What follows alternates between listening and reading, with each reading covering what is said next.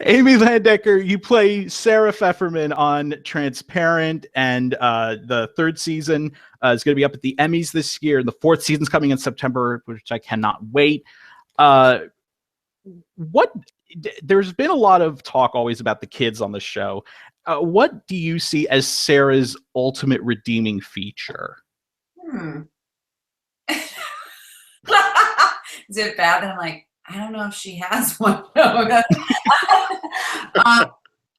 that's a really, I think Sarah, despite all of her sort of, you know, kind of trying to figure out how to be herself and still be a mom and still be in an intimate relationship and still be a daughter and still be a sister, like, I think she deeply loves the people that are in her life. Like, it's the perfect kind of that thing about like family and intimacy where, you know, you might screw it all up, but like at the core of it, I think it's she would do anything for all of them. And I think what she wishes is that there wasn't this need to sort of choose between things, if that makes sense. Like, I think she wishes she could also stay married and be sexually fulfilled, and she could be a mom and feel excitement and you know, the thrill of life, and she wants to do all of it. And I think that it's redeeming, and that I think her intention comes from a place of like love and personal fulfillment. I think she's just kind of confused about, you know, and I think she grew up in a family that kept secrets, and so and I think that that's how she kind of learned to deal with, you know, the complexities of herself, and that's probably not served her very well. So I think that's probably been the thing that's kept her from happiness the most, is like compartmentalizing. But I think what she really at the heart of her is a great love of her family and her kids and the people that she's intimate with. You know, Sarah has certainly changed a lot since we first saw her in season 1, between, you know, marriage and divorce and quickie marriage. And what do you see as the biggest change in Sarah over the first 3 seasons of this show? I think when Mappa, when her parent comes out, I think she's way more radical in herself, in her commitment. Whose dog is that? Whose dog is that? That would be mine. We have doggies here. That would be mine. My apologies. I love dogs. I think she's much more radical about life is short and I want to figure out how to be happy, and I'm not happy with the way things are, and the fact that like someone in her life was willing to go to such extreme lengths to be happy, which was to like transition at the age of 70, was sort of like the impetus for her to say, okay, if she can do that, then what do I want and how do I get it? So I think each year she's kind of going through different parts of herself. I mean, I think the first thing was like lust, sexual awareness, awakening, a returning to her sort of bisexual core, and just getting out of like a humdrum marriage where you're all sort of just passing each other and there's not a lot of, you know, connection. And then I think, you know, she goes through the consequences of, you know, I mean, I don't know if we've all, but, you know, you have this idea of like, oh, that lover from high school, that's the one, you know, that lover from college, and then sort of realizing that maybe that's not the answer either, and kind of the consequences of leaving Len and just kind of breaking up her family and kind of trying to, I think that her whole like BDSM exploration came from a place of kind of like, I need to be punished and contained. You know, I am somehow out of control, and BDSM is all sort of about control and containment. And so that felt good. Like she wanted someone to like, you know, literally tie her up so that she couldn't cause damage. And then, yeah, I mean, I have to remember we're talking about 3, so I won't tell you what happens in 4, but there's a whole nother chapter that comes after that. Which I will say is just a more sort of, I think an attempt at integration, if that makes sense. Like to let the personal and to let her personal desires and her personal loves and all of that find a way to, if they can find a way to be together. It's actually funny you bring up the whole BDSM thing, because my second question is actually directly about that. What was it like shooting the scene where you went ballistic on the dominatrix? It was really intense. I'm not gonna lie. Like I actually cried at the end of that day. It was my first day of shooting season 3. It was the first day. Wow. The director was Silas Howard, who's this dear human being. So I was and I had told him before that I was nervous about it. It was a weird day too, because the first half of that scene's super funny. And I did this little improv bit of getting like my boots stuck in the leather and everyone laughed. Like we were all laughing and I was having such a great time, sort of like the sort of setup to it, which is like Sarah saying like, let me try to, you know, let me be on top or whatever, however she put it. And so we start with this like very comedic half of the day. And then we get into this rage. And rage is like, you know, it's like your body feels it. Like, even though I'm acting it, you know, your heart rate gets up and you're kind of like, you know, I'm screaming in this person's face. I mean, the person that I'm doing it with is a genderqueer actor named Jiz Lee. That's their professional name. And they do a lot of like genderqueer porn and they like to be dominated. So for that actor, this was all fun and very pleasurable, even the like hardcore stuff. And for me as a you know, people think when you play something that maybe you have that in your life. That's not my life. I mean, I've never done any of that stuff. So part of it was that I was lucky enough to have Jiz there so I could ask about how that worked. And, but the other problem is that Sarah doesn't do it the way it's supposed to work. She breaks the rules, you know, she becomes unsafe. So I not only had to kind of know how to do it within the rules, but then I had to break them. And, you know, the lines were really intense. And I remember saying to the writers, like, who wrote that? Like, and it turned out to be Bridget Bedard, who's like the mom with the newborn baby, who's like totally heteronormative. And like, Bridget, you wrote this? I mean, I think I literally say like, I want to cut your head off. I'm like pissed down your throat. I'm going to like kill you, you C word. Like it was really dark. And I thought people would hate me and hate Sarah. It was scary. And of course, like Jill showed me an edit of it. It was like one of her favorite scenes. And you see how kind of hysterical it is in context. Like it doesn't play, I don't know, but as dark as it felt, you know, like I was crying that night. I just felt like a horrible person. You know, it's just like not, I had to call Silas. I had to like, I'd just be like, are you sure that's okay? You know, he's like, no, it's going to be great. It's going to be great. And I think it came out okay. And I didn't even really hear much about it from people, oddly enough. Like, you know, maybe they're afraid to talk to me about it. I don't know. Before they talk to you, they have to establish a safe word. Yeah, exactly. Red. But I got to say, what I laughed throughout that whole scene, but at first it was laughing because I thought it was funny, but then it was like laughing like, oh my God. Yeah, which is okay too. I mean, I think that in the I mean, everything that Jill and the writers make us do, which is a lot, you look at it on the page and the first thought is, I can't do that. There's no way I'm gonna be able to do that. I can't do that. And then you're on set and you're doing it and then you go into some sort of weird fugue state and you have this amazing time. And then afterwards, you're like, I can't believe I did that. That was the dumbest thing. I'm sure like that. I can't believe I did that. I don't want anyone to ever see what I just did. And then you see the edit. And when it's all put together, it's always so good. I don't know. It never bothers me. I've never seen something when it was done that I was like, oh, I really shouldn't have done that, you know, or I really should have talked to them about that. And they're so like protective and open too. I mean, there was a scene in end of season 2 in Man on the Land where I was doing some stuff with Jiz that I wasn't comfortable doing on camera. They were like kind of far away. We were in a wide and I felt like really exposed. And so Jill was like, okay, well, we won't do the wide anymore. We'll come in. So it's not like you're very safe. You can set your own limits. It's just that, you know, you have the thing that I've come up against every year is I just go when it's all done. I've never seen anything that I felt like didn't work yet.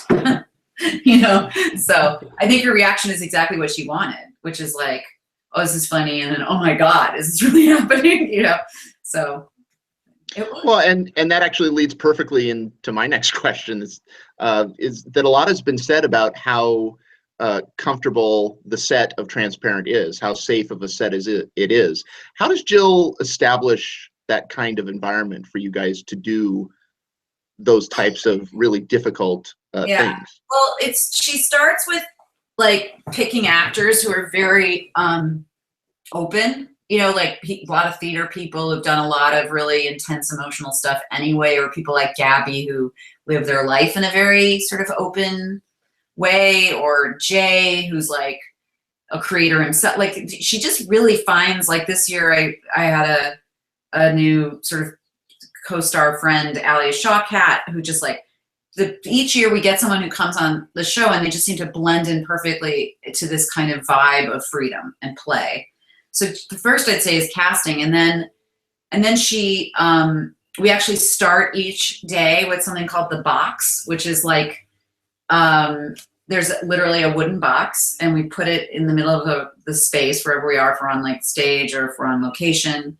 We start the day with it's time for the box, and the entire crew and cast for that day circles around the box. And everyone chants like box, box, box, box. And whoever wants to get up that day and share anything, check in, say hi, gets up on the box. So we have like, you know, you hear from your grips, you hear from your background artists, you hear from sound, you hear, you know, from Jill, you hear. So there's this really communal sense, like there is no like the crew and the cast. That's not how this show works. And there's not even like the background artists and the cast. Like there is a sense that we are all here together to do this thing, so that you always feel like everyone's kind of invested in what's happening.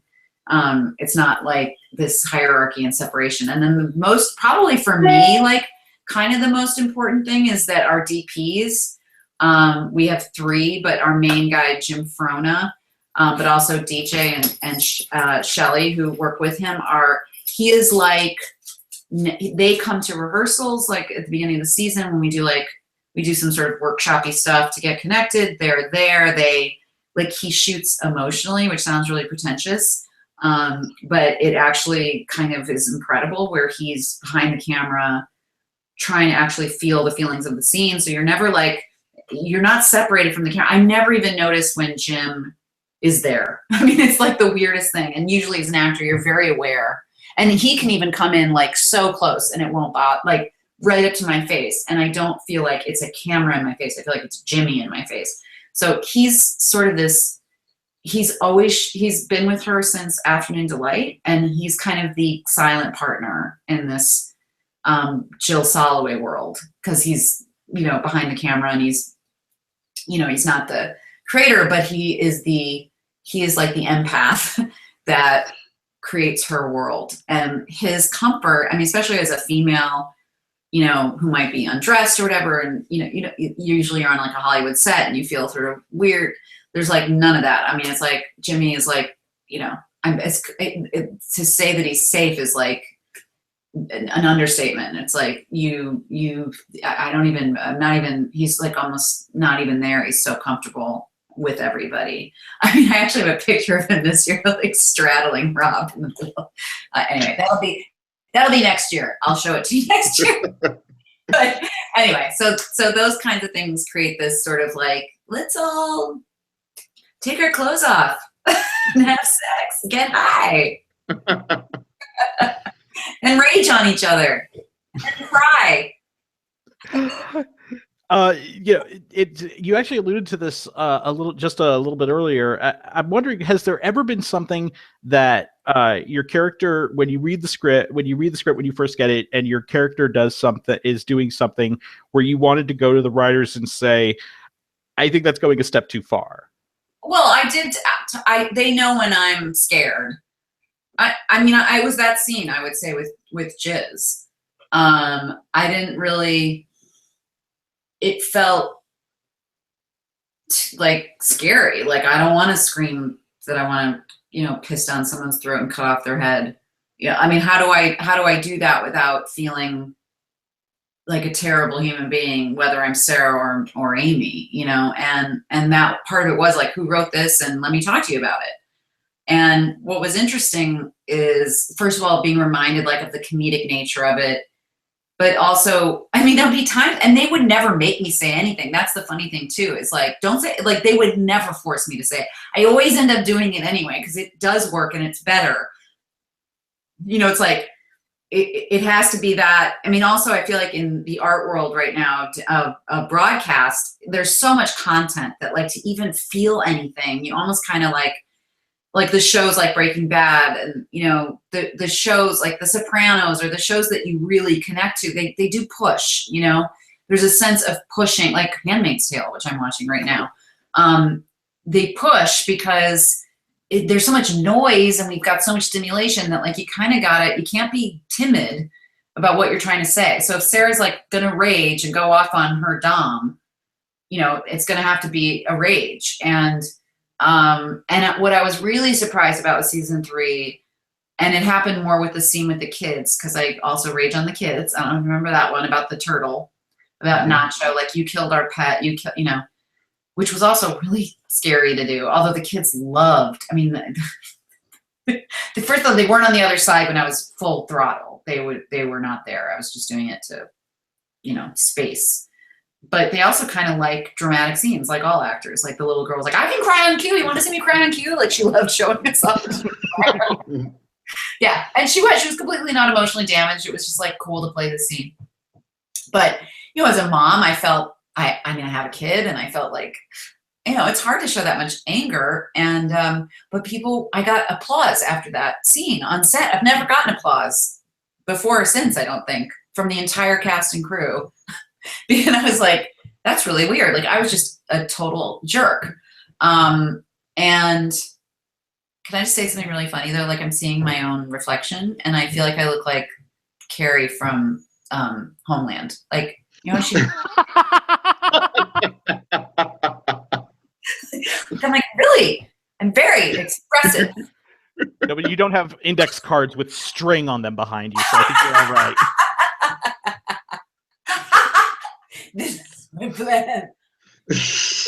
I don't know what you're talking about. I do have index cards. No, but anyway, no, but I think people relate. I think people are afraid. I think why people like Transparent so much in these characters is like, we all had that moment that we're afraid anyone would ever see us do it. And like, then we not only we do it, we show it to you, and then you feel heard and seen, and you don't feel alone, and you don't feel like you're evil.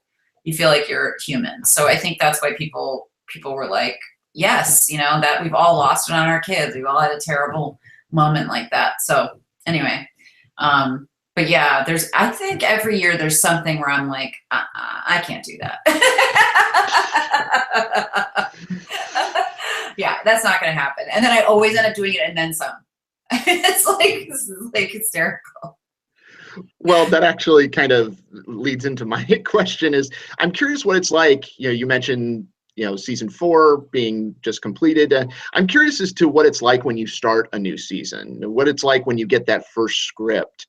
It's kind of like, sorry, yeah, go ahead. No, go ahead. Well, I mean, it's kind of like opening up a Christmas present. Like, I usually get to talk to Jill before, like, we're slightly social, and this year I went on a hike with her.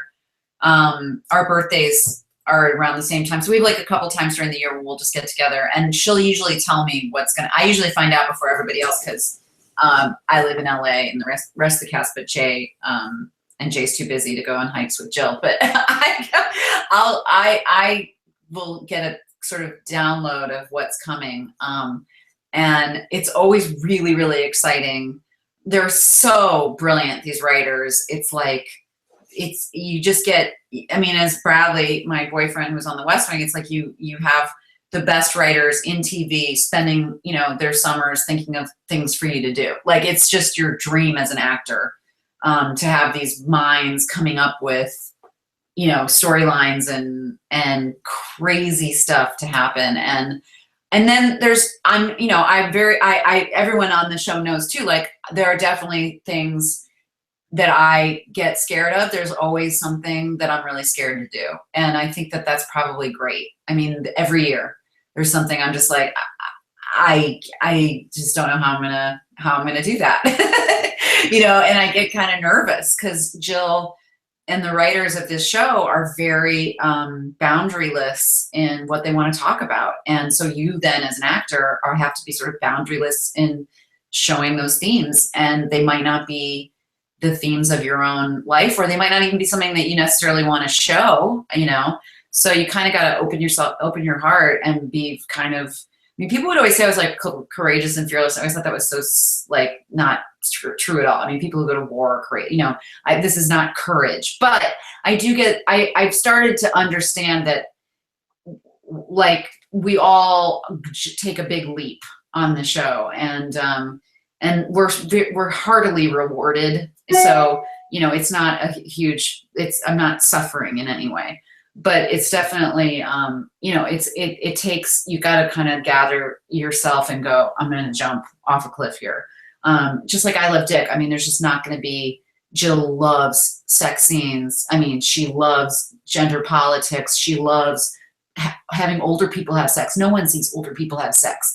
She's interested in seeing the things that this culture has never let us see, and so that's a privilege, but it's also an intense process as a person,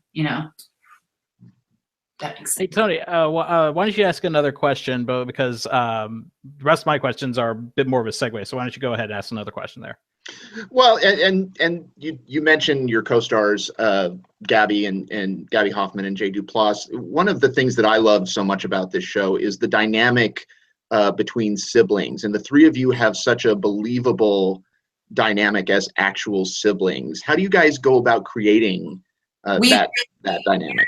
Annoyingly, like in love with each other. We're actually call each other like Jay calls us his sisters and I call him my brother. Like it's gotten to the point where they really do feel like my brother and sister. I mean, it was kind of, Jay and I were talking about this today. We were talking about the test when we met at the screen test.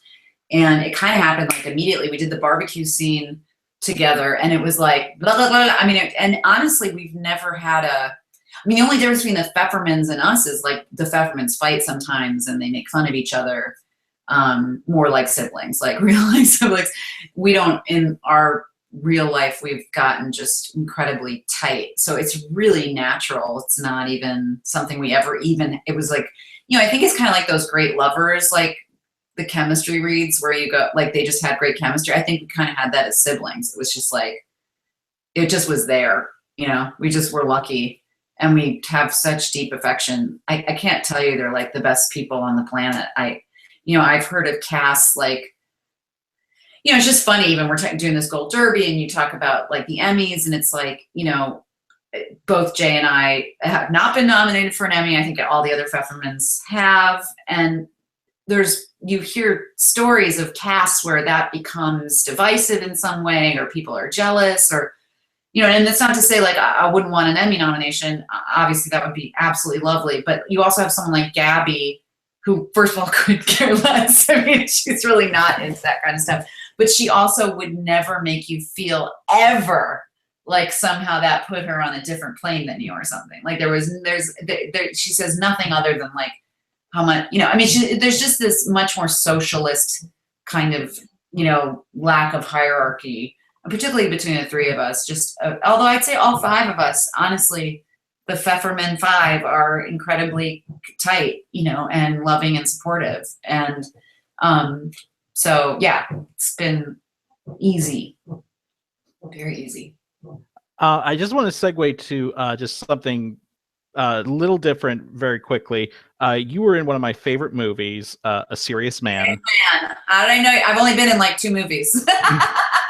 But you played this character, Mrs. Samsky, who has very little screen time, but everyone who saw this movie was just drawn to her. Aww. And I'm just wondering, what was it like to play this kind of character that, you know, that just did so much with a very limited amount, and it just ended up being like the standout. What was it like to have that to have that experience? It was like a fantasy. I mean, I had kind of there were couple things that happened. One, I got put in the ad for the movie in the New York Times, and it was after all these reviews came out. So I had this like little ad, a picture of me and Michael Stuhlbarg, and like 4-star, 4-star, 4-star. Like it was out of body. It was like, wait, I'm in an ad for this movie and I have like 2 scenes, and you know, I am in this Coen Brothers movie. I don't even, still to this day, I don't really know how I got that. It felt like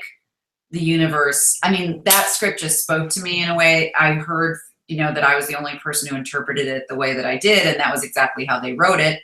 And the Coen Brothers like are totally uninterested in anything other than the art of what they're doing. Like they don't care like whether I'd ever done anything before, if they know me. That's not how they make their decisions. I mean, sometimes obviously, like sometimes it's friends and box office, but this movie particularly was low budget for them, and they could kind of do whatever they wanted, and sort of were intentionally wanting to use, you know, whoever they wanted. And it was like I had this weird vision of this character that for me came from the page. So I didn't think I'd made up anything that interesting.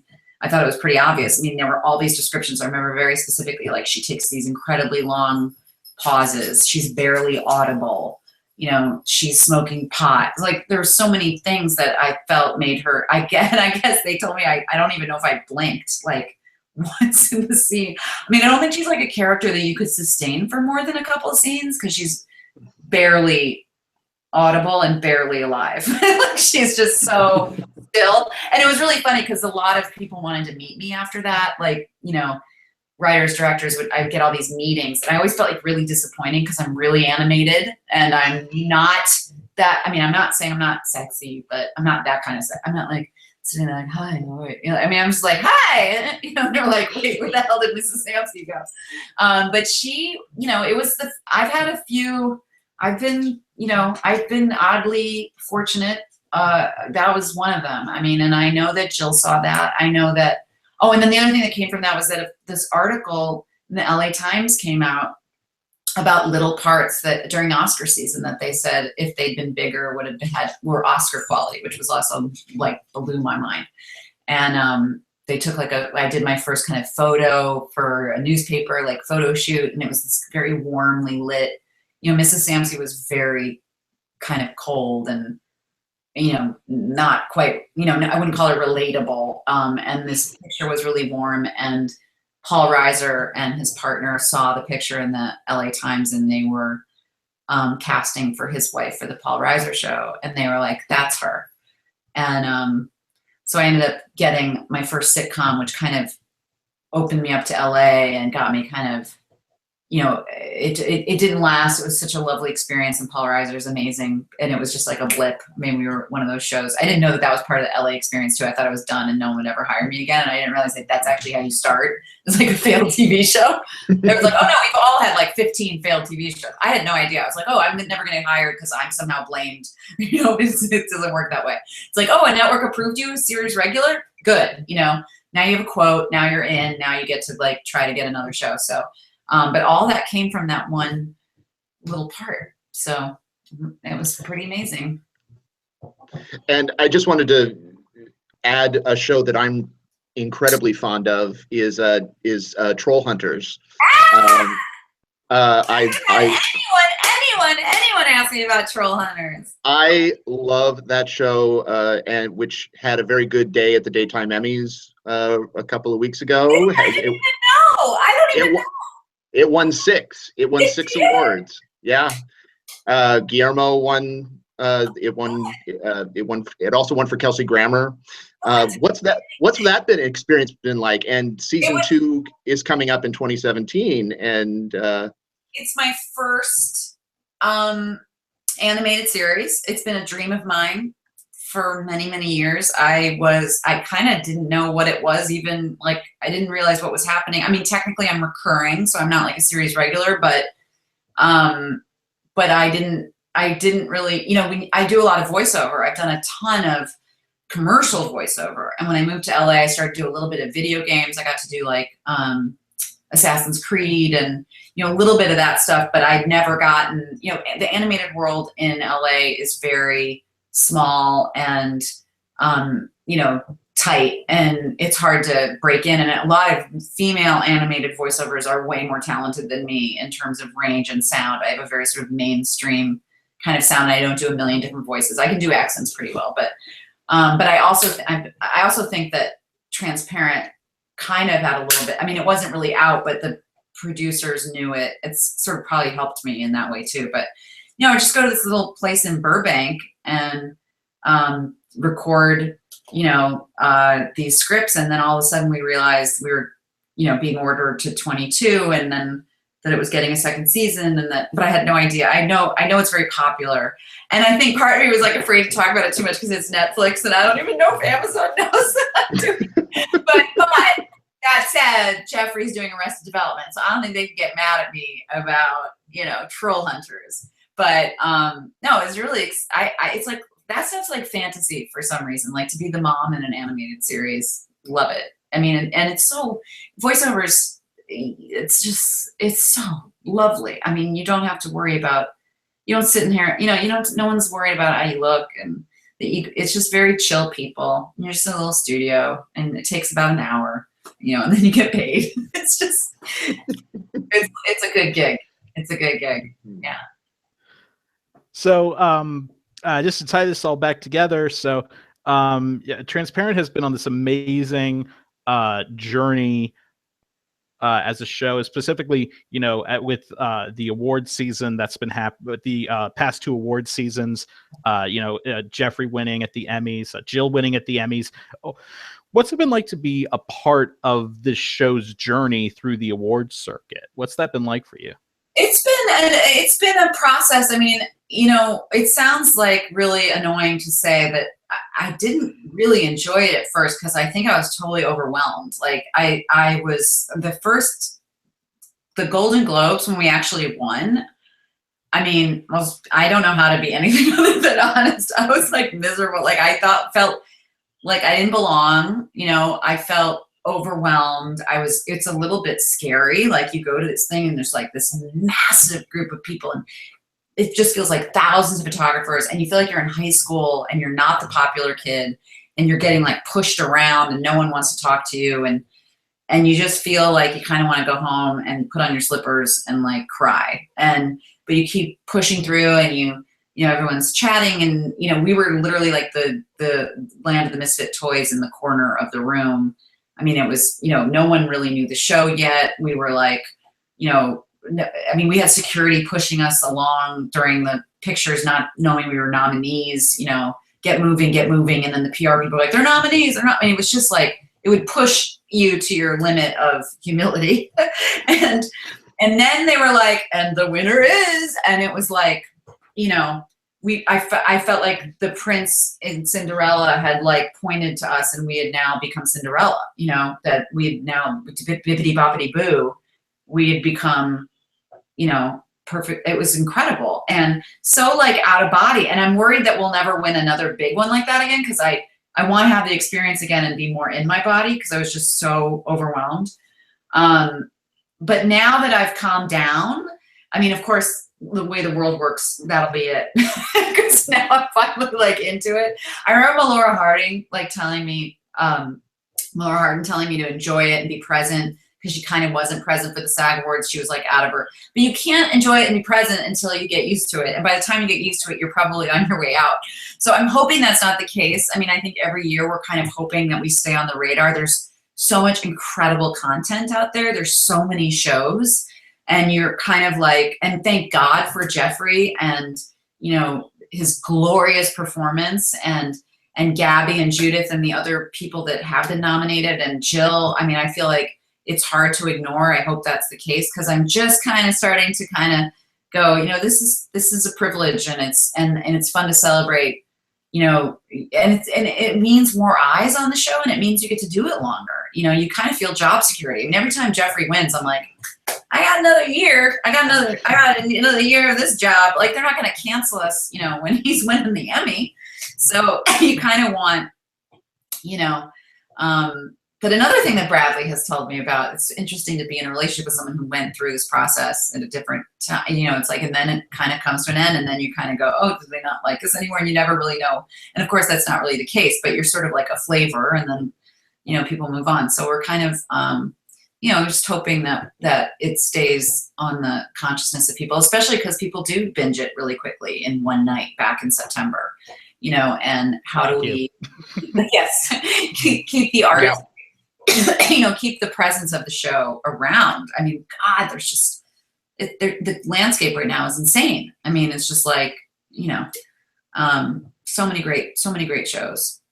I mean, we just, you know, I'd just be thrilled if we get a couple. I think we got 11 nominations the first season. I mean, that's insane. I didn't even know what was going on. I mean, I was just like, I might as well have been on acid. It was just so it was so surreal. And it happened so fast because we like shot the pilot, we got ordered to series, and we were winning the Golden Globe and getting Emmy nominated all within a 12-month period, which is really unheard of in this business because everything really takes time, but not at Amazon and not the way that show was, people responded to it. So it was a little scary and overwhelming, and now I'm really used to it. So please don't take it away. Well, we certainly, I don't think they're going to be taking it away this year. Please, Emmy voters, please don't forget Transparent. We need it now more than ever. Yes, we do. And I cannot tell you how much of a thrill this has been for both me and Tony. Happy birthday, Tony. Oh, thank you, Tony's Amy. birthday. So thank you so much. We wish you the best of luck. Has a premiere date been set for the for fourth season yet? No, not that I am aware of. Usually it's in the fall. Okay. I don't think they've done an exact date. Yeah. So hope I am going to be on pins and needles waiting for that date to come along. And we wish you all the best this Emmy season. Thank you so much. Thanks for having me.